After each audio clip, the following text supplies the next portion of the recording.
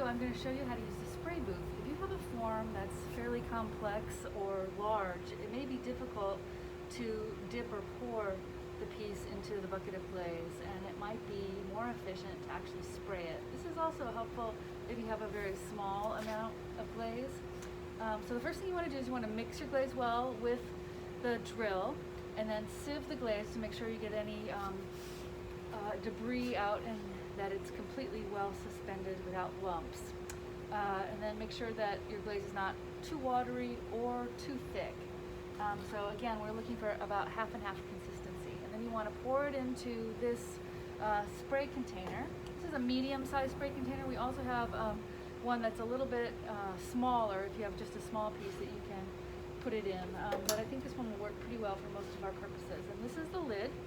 All right, and so first you may want to attach it to the quick release. So the quick release has a brass ring that you pull back, and then it will slide onto this male attachment here. So I'm going to pull this back and slide this in, and then I need the whole ring to pop back up so that when I pull it, it won't come off.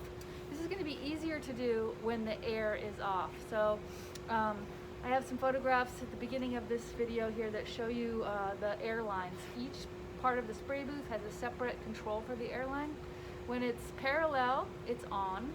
When it's perpendicular, it's off. So make sure you turn it off when you're finished. And just one little note about this, it has very small orifices. It's very important that you spray hot water in here or just clean water in here when you're finished before you put it away, because they can get blocked and then it can take quite some time to clear it out. So don't leave it in here for a long period of time. And then make sure you put your glaze back in the bucket where it came from. All right, so I'm going to go ahead and screw this on.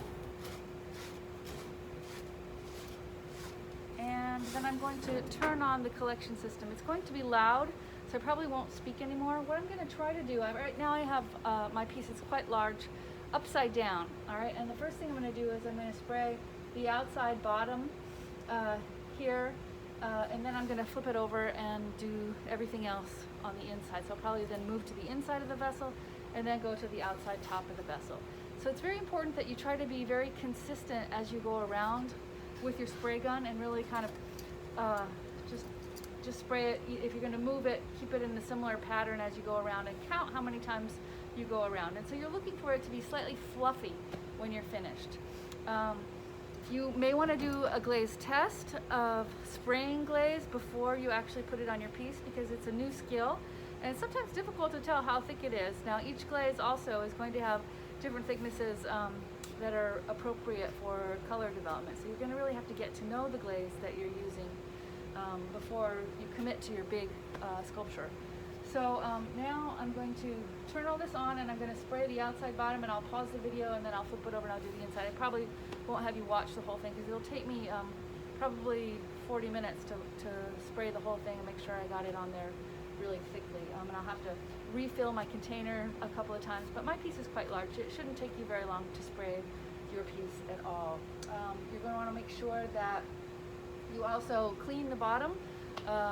The wax, I did wax this piece. Sometimes if you just spray a piece, you won't actually get any glaze on the bottom. My piece is kind of undercut, so I had to flip it upside down. Some pieces you may not have to do that, but you just want to make sure that you also get the bottom of the piece as well. So I usually do flip mine over because I make a lot of rounded forms and I find that's really helpful. But you'll want to clean it really well when you're finished with it. Let's see, spraying is really nice because you can also layer different kinds of glazes or variegated glaze. So maybe you start with a white, for example, and if you wanted to do a little bit of green and a little bit of blue or a little bit of yellow, you could layer those other glazes on top of the base white glaze to get kind of a varied look, or a little bit heavier in some places and a little bit lighter in other places. It's a really amazing tool that you could develop further. But this is just an introduction so you can get a sense of how to use this,